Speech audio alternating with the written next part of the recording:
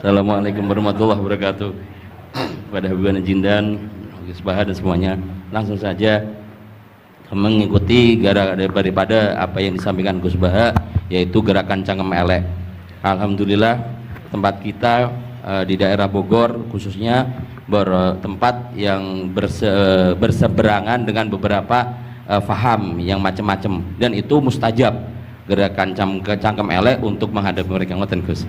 Terus kula dia nyuwun ijazah terus mewakili sedaya, dan yang kami kalih mumpung teng mriki kan ingkang didhawuhaken Gus Bawau fasilitas dinggo fasilitas nyuwun fasilitas ijazah ngrungokke tafsir Jalalain ingkang teng YouTube. Terus nyuwun ijazah ingkang kathah niki. Ambil ijazah yang banyak, fasilitas dari apa yang jadi tadi disebutkan beliau, fasilitas, masyhad dan semuanya. Jadi kita memiliki cara fikir yang enteng, yang enak. Dan mumpung wonten ijazahipun nggih kula suwun ngoten Gus Bang. Ngoten cekap semanten. Assalamualaikum warahmatullahi wabarakatuh.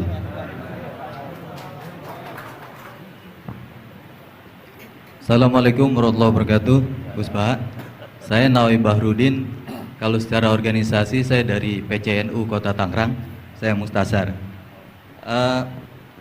Bersyukur sekali saya bisa berjumpa dengan Gus Baha dan Habib Jindan, yang beliau ini keduanya adalah idola saya.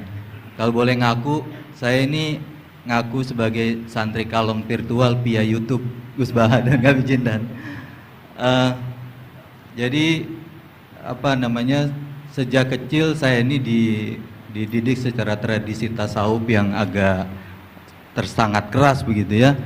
Kalau saya boleh cerita nih, ada ponakan saya nih Ustaz Samsuri, kami tuh keluarga besar kami tidak ada yang dulu miara TV Gus, televisi nggak ada, bunga bank juga susah gitu, musik itu haram, speaker nih juga haram nih dulu. Nah perkembangannya kemudian sampai semakin besar, ada idola-idola kami yang agak keras begitu melontarkan kritik kepada pemerintah, yang kemudian itu membuat saya galau gitu ya. Kenapa ulama-ulama kita bersikap terhadap pemerintah keras memberikan kritik? Nah, saya menemukan jawaban bertemu dengan Habib Jindan via YouTube tentunya dulu ya, walaupun saya kebetulan pernah juga silaturahim, kemudian juga dengan Gus Baha. Ini ada perspektif yang berbeda gitu ya, antara relasi ulama dengan umaro. Pendekatannya itu tidak yang kritik, yang bukan sekedar kritik tapi adalah menghujat. Nah ini saya temukan formula yang sangat menjawab kebutuhan saya pribadi, sehingga istri saya ini udah mulai cemburu sama Gus Baha karena saya terlalu sering nonton YouTube Gus Baha. Gitu. Nah yang kedua soal sanad ya, salah satu bukti saya pernah dengar cerita Gus Baha, agama itu adalah riwayah, oleh karena itu perlu sanad. Nah saya merindukan bersanad dengan Gus Baha nih, tapi kan saya bukan santri yang secara langsung, oleh karena itu dalam kesempatan ini saya ingin minta rukhsah sebetulnya Gus dan Habib. Kami ini kalau boleh mewakili diakui sebagai murid Gus Baha, bisa bersanad walaupun dalam pertemuan tatap mukanya saat ini aja baru. Mudah-mudahan ke depan bisa dilanjutkan. Terima kasih Gus. Assalamualaikum warahmatullahi wabarakatuh. Nggak apa-apa Ustadz, sahabat aja sekali ketemu Nabi langsung jadi sahabat kok. Baik, Gus Baha barangkali duluan. Kiai Abdurrahman Sahal, Kiai Ustadz Nawawi. Iya, apa saya Gus? Iya. Begini ya, masalah cangkem elek tadi ya. Bakat tuh sampean? Sudah, alhamdulillah sudah bakat. Karena kalau lewat Habib Jindan tidak pantas, beliau biar sempurna saja, tidak usah sanad itu. Jadi begini, dulu ketika Sulhul Hudaybiyah, itu kan umat Islam sedikit sekali, terus dipaksa untuk pulang dari Mekah, tidak boleh umroh. Terus sahabat berkomitmen berani mati bela-belain Rasulullah SAW. Ketika berani mati ini digojlok sama orang musyrik. Jangan-jangan setelah kami perang betul, kamu meninggalkan Muhammad. Ini yang omongannya orang musyrik.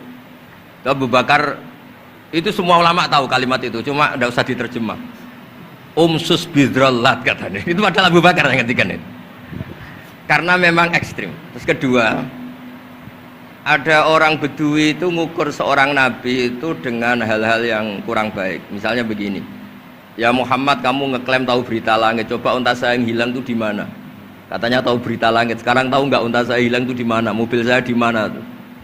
Begitu juga ketika untanya hamil, bunting itu tanya, Muhammad, kalau kamu nabi katanya tahu berita langit, kamu tahu isinya yang di unta saya ini? Itu ada sahabat yang saking nggak kuatnya demi bela nabi itu, udah kalau tanya gitu tanya saya terus. Terus si tadi orang tadi dibilangin sahabat, nazauta 'alaiha fakanat minha sakhlah. Jadi intinya ini Habib Jintan biar senyum-senyum aja. Jadi intinya kadang ad-difa sama orang-orang gitu mau tidak mau nggak ada pilihan itu. Kalau yang ma'ruf di Quran ya uffil lakum wa lima ta'buduna min dunillah. Jadi ketika Nabi Ibrahim, ini sering saya patah-patah supaya tidak paham semua karena ini sanad kurang baik. Tapi kebutuhan gitu. Biasanya yang minta itu yang jenisnya ya seperti ini yang sudah cangkem elek cuma butuh legitimasi gitu. Jadi dia butuh nggak tanggung jawab, dilimpahkan ke saya. Kalau saya kalaupun salah kafaroh saya banyak. Saya kan ngapalin Quran. Kalau orang itu hafal Quran, inna wa ta'ala la yu'adibu qalban wa al Quran. Kalau kamu sekali salah, adabnya banyak. Kalau saya punya penawar banyak itu. Jadi faja'alahum judadan tadi. Siapa yang memecahi berhala ini? Kata Ibrahim, ya yang bawa kapak. Kenapa mecahin? Mungkin sentimen dia ingin disembah sendiri katanya. Tanya yang bawa kapak. Kata orang-orang kafir, kamu kan tahu berhala itu tidak bisa ngomong, masa disuruh nanya gitu. Otak kamu di mana? Nggak bisa ngomong, nggak disuruh nanya. Otak kamu di mana? Terus Ibrahim balik. Ya balik apa? Balik ngendikan, balik mengatakan uffil lakum. Otak kamu lalu di mana? Kayak ditanya aja tidak bisa jawab kok kamu sembah. Jadi di beberapa kesempatan sahabat belain Nabi sampai gitu. Jadi banyak orang Bedui, orang-orang peradaban, karena Nabi itu memang nyatanya mendapat berita dari langit. Mereka terus itu dijadikan alasan. Unta saya hilang di mana Muhammad? Ini di mana? Unta saya ini hamil itu bentuknya kayak apa? Katanya kamu tahu berita langit. Masa gini aja enggak tahu? Ya terus tadi. Saya enggak tahu sahabatnya mungkin kayak jenengan enggak tahu saya. Terus dia ambil, udah tanya saya aja. Nazauta 'alaiha fakanat minka minha sakhlah. Nazauta itu sudah paling anaknya ya kayak kamu lah, kamu yang nazauta 'alaiha, enggak usah diterjemah nazauta 'alaiha itu. Tapi potongan-potongan gini tahu kira nazauta 'alaiha itu kayak. Artinya ya memang dalam banyak hal memang nggak bisa dihindari hal-hal seperti itu. Ya tapi tentu yang suasananya ilmiah bukan hadun nafsi ya, suasananya yang ilmiah bukan apa? Hadun nafsi. Karena kadang-kadang memang mau tidak mau kayak ya tadi orang-orang yang menghujat Nabi, orang-orang yang apa itu. Kadang-kadang paling efektif itu ya jawab seperti itu. Ya, jawab seperti itu. Itu sudah berapa tadi? 3 kan? Nah, itu bukti bahwa kadang-kadang itu nggak ada pilihan dalam menjelaskan. Ya, nggak ada pilihan dalam menjelaskan. Ya, maksudnya seperti itu, tapi tidak tahu saja. Daripada anggap bibitan kan kasihan. Saya aja yang jawab. Nah, terus tadi yang Jalalain rutin sanad saya memang sebetulnya kalau saya boleh milih di mana-mana sanad tuh ngajinya utuh. Saya dulu ngaji Mbah Mun itu mulai Jamul Jawami, Fathul Wahab banyak. Sebagai keluarga Quran, bapak saya itu hafal Quran tuh kayak Fatihah, ma'ruf itu di daerah saya. Tidak ada orang hafal Quran kayak Fatihah kayak bapak saya itu. Makanya tradisi keluarga kami memang Quran. Terus babah kami juga dari ulama Lasem, Habib Jidan pernah rawuh di mbah saya. Kebetulan pondoknya mbah saya namanya juga Al-Fakhriyah Habib. Jadi karena kalau konstruksinya tidak khatam seperti ini namanya ijazah amma. Ijazah amma ya cukup lah buat rame-rame. Tapi secara keilmuan itu masalah karena konstruksinya belum selesai. Makanya tadi saya senang Habib Jidan ketika cerita ada orang ngajar lumak. Usul fikih itu perangkat yang mau tidak mau untuk alat tafsir. Misalnya begini, wa antasma'u bainal ukhtain, tidak boleh mengumpulkan perempuan 2 yang kakak beradik jadi istrinya 1 orang. Itu bainal ukhtain itu min itlaqil ba'di wa iradatil kul, yang dimaksud Allah adalah mengumpulkan 2 orang yang ada hubungan mahram. Coba kalau kita misalnya bikin gerakan kembali ke Quran, berarti yang haram hanya antasma'u bainal ukhtain. Padahal yang haram adalah bainal mar'ah wa ammatiyah wala bainal mar'ah wa khalatiyah wala bainal mar'ah wa jaddatiyah. Pokoknya 2 perempuan yang ada hubungan mahram tidak boleh dikumpulkan dalam satu pernikahan. Bayangkan kalau orang tidak ahli usul fikih kemudian dia mentafsirkan Quran, terus dia hanya pegang wa antasma'u bainal ukhtain. Itu juga anak tiri. Ada aturannya, lafadz yang keluar karena ghalib itu tidak punya makna. Misalnya begini, anak tiri yang nggak boleh dinikahi adalah waroba ibu kumulati fi hujurikum, anak tiri yang serumah. Padahal anak tiri serumah tidak serumah, kalau ibunya sudah kamu kumpulin kan tidak boleh dinikah. Lalu kata fi hujurikum di sini adalah yakhruju makhrujal ghalib. Ya umumnya anak tiri itu serumah, tapi bukan punya ikatan apa? Hukum. Nah, hal seperti itu kan riskan kalau kita tidak mengaji usul fikih, apa kaidah fikih. Misalnya gini, ada ular di dalam, terus kiainya bilang, Jamal ambilkan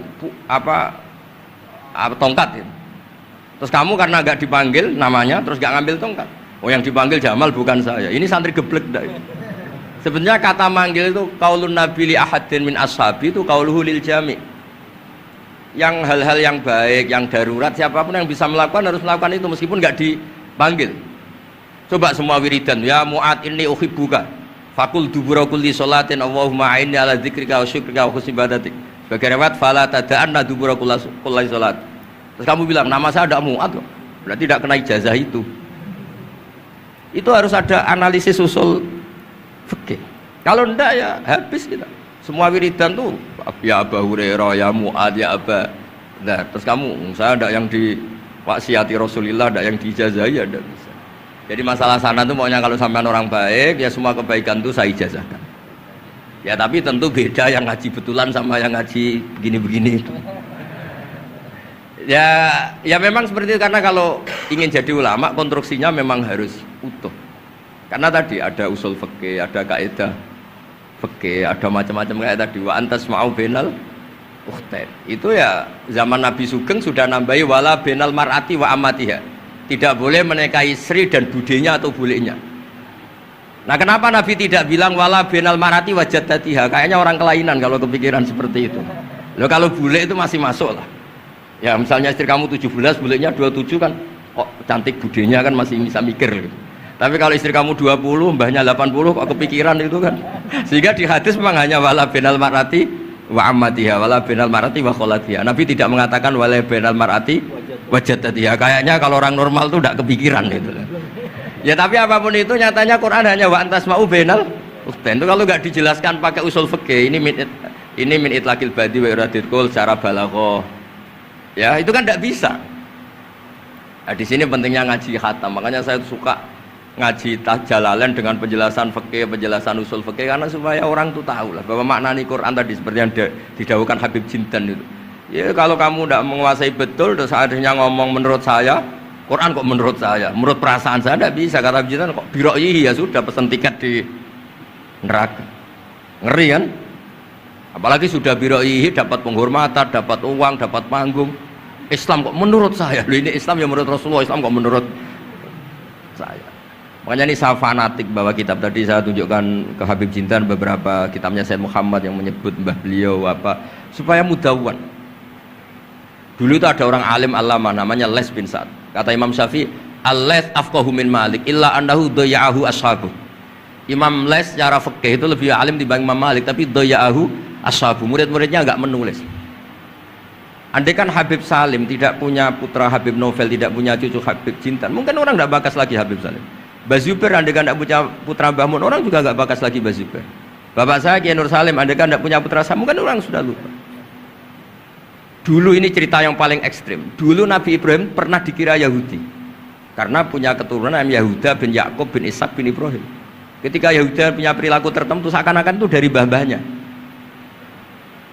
Baru setelah Rasulullah SAW memaklumatkan ad-dinul hanif, ad-dinul Islam millatun hanifiyah, millata abikum Ibrahim. Baru terpulihkan nama Ibrahim. Makanya kalau dalam nasihat Arab itu kama takarrama bi Muhammadin adnanu. Dulu orang tuh nggak tahu Adnan itu siapa, Qusay itu siapa, Kilab itu siapa. Gara-gara punya cucu yang bernama Rasulullah Muhammad SAW, Sayyidul Khalqi, orang nyari-nyari Abdullah itu siapa, Abdul Muthalib itu siapa, Hashim itu siapa. Akhirnya diketahui Sayyid Abdul itu orang yang ganteng, perilakunya baik. Abdul Muthalib itu orang yang pertama sering makan-makan, ngasih makan orang haji, gini-gini. dikatakan Syaibatul Hamdi karena terus orang ini dikatakan wasumia fi sulbin Nabi sallallahu alaihi wasallam dzakara wa ta'ala walabba, ini dikatakan kusoi litakosi fi biladi atal qosiyah, terus dikatakan kilab likas roti takalubi fil ardi karena orangnya aktif sering berjuang di mana-mana. Terus jadi makanya kalau jenengan punya anak punya cucu doakan jadi orang baik karena status Anda ini tertera cucu-cucu Anda. Lho nggih misalnya bapak sampean alim terus putune nak domino di situ, mabuk-mabuk di situ. Itu disatakan makam keramat apa tempat mabuk. Nah, makanya dzurriyyah ini penting. Makanya ketika Allah memberi hadiah pada Rasulullah Muhammad SAW kepada semua nabi, itu disebut wa ja'alna dzurriyyatahu humul baqin. Ketika dikatakan kalimat tauhid juga wa ja'alaha kalimatam baqiyatan fi aqibi. Makanya ukuran orang baik itu ya anaknya, cucunya, apa-apanya. Karena ini yang meneruskan status kita. Ya jelas ya. Itu kalau Anda ini ngaji khatam, konstruksi itu tahu. Tapi kalau tidak khatam, ya hanya modal qabilna terus. Ya tapi ya gak apa-apa daripada sama sekali. Malah yudraku kulluh, la yudraku kulluh. Nggih, kersane disambung Habib Jid. Mau kersane kula ingin ikut dengarin ya. Yang kemelek enggak usah Habib Sato aja Habib. Jenengan enggak patut yang itu yang sanad aja. Mboten sampun. Mboten sampun. Yang sanad ijazah amal. كما إن صحت لنا الإجازة كما أجازنا سيد الوالد الحبيب نوفل بن سالم بن أحمد بن جندان عن والده الحبيب سالم بن أحمد بن جندان عن شيوخه جميعا عن الوالد الحبيب نوفل عن جد الحبيب علي بن عبد الرحمن الحبشي وكذلك كما أجازنا الجد الحبيب محمد بن علي بن عبد الرحمن عن والده الحبيب علي بن عبد الرحمن الحبشي وكما أجازنا شيخنا ومربينا الإمام الحبيب عمر بن محمد بن سالم بن حفيظ عن شيوخه وكما أجازنا شيخنا الحبيب علي المشهور بن محمد بن سالم بن حفيظ وشيخنا السيد محمد بن علي بن عباس المالكي والحبيب عبد القادر بن أحمد السقاف والحبيب أبي بكر بن علي بن أبي بكر بن علي بن عبد الرحمن المشهور والحبيب زين بن إبراهيم والحبيب سالم بن عبد الله بن عمر الشاطري وأخيه الحبيب حسن جميع مشايخنا فبأسانيدهم إن صحت لنا الإجازة أجزناكم في تعلم والتعليم تذكر التذكير في الدعوة إلى الله تعالى وفي أذكار سادة بني علوي وفي كل ما يقربكم إلى الله إن صحت لنا الإجازة أجازناكم بذلك.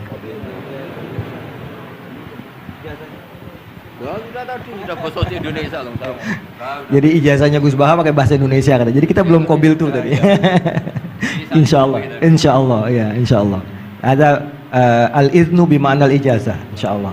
Jadi sudah diizinkan, yaitu ijazah cangkem elek tadi dengan ijazahnya pengajian beliau lewat medsos, insya Allah bil izin ya. Karena kalau kita mengaji kitab itu tidak perlu ijazah lagi sebetulnya kalau udah qiraatan ala syekh bimana iznuhu wa ijazatuhu insya Allah.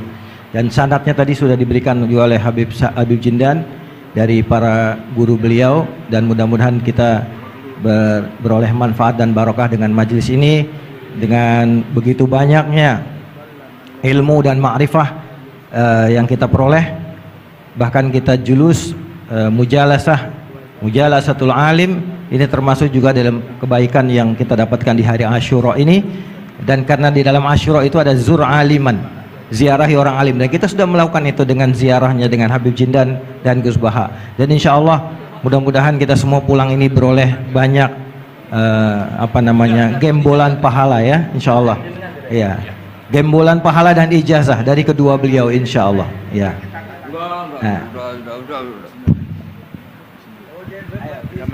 Ya, ajazatuhum kama ajazalana syekhuna wa syekhu syekhina Maimun Zubair wa aslafuhu ila Rasulillah sallallahu alaihi wasallam. Bilal ijazah wa tasyarrafna bikum wa jazakumullah khairan katsiran.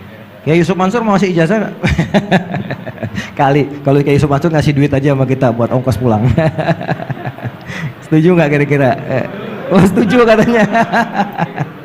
Baik, baik. Alhamdulillah majelis kita berjalan begitu lancar, mudah, tidak ada gangguan kendala dan semuanya pasti karena barokah para masyayikh kita, para ulama-ulama aslafun saleh yang telah meridhoi dan ridho dengan majelis kita ini. Kita doakan guru-guru kita yang ada di depan ini, beliau-beliau semoga selalu diberikan sehat, panjang umur dalam ta'ah, dalam memberikan manfaat dan ilmunya kepada kita semua, dan menjadikan kita semua yang ada di majelis ini juga selalu menjadi tullabul ilm yang istiqomah, yang selalu meneruskan, insya Allah kita teruskan kepada generasi penerus kita, anak-anak cucu kita dalam tradisi keilmuan Ahlus Sunnah wal Jamaah yang insya Allah akan selalu eksis di bumi Nusantara ini. Amin ya rabbal alamin. Saya sebagai moderator mohon maaf jika ada kalimat yang keliru dan salah. Kita akhiri dengan membaca subhanakallahumma wa bihamdika asyhadu an la ilaha illa anta astaghfiruka wa atubu ilaik. Dan sebelumnya ada pemberian cindera mata oleh Yayasan Fakhriyah kepada Gus Baha dari Habib Jindan.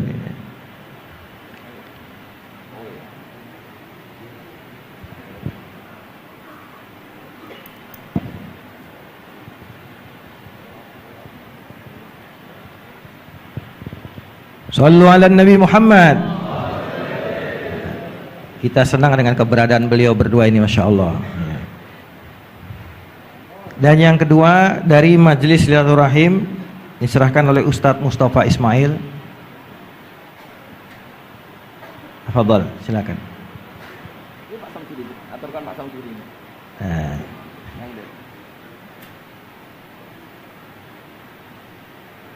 Ini pelakat nih, banyak ini.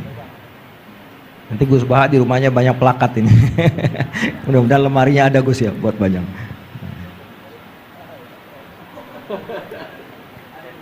Buat Habib Jindan juga dan buat Gus Baha. Baik.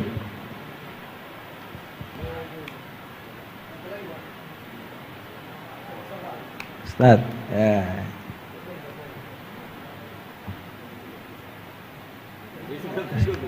Nah, ini. Saking girangnya sama Gus Baha sampai lupa plakatnya mesti kasih. Salaman duluan, plakatnya belum. Baik. Baik, alhamdulillah, alhamdulillah. Alhamdulillah kita tutup majelis kita dan sekali lagi kami mohon maaf atas segala kesalahan dan kekurangan. Adanallahu wa iyyakum ajmain. Kita setelah ini ada majelis rohah nanti dipandu oleh MC dan saya sebagai moderator pamit diri dan alafumikum. Assalamualaikum warahmatullahi wabarakatuh.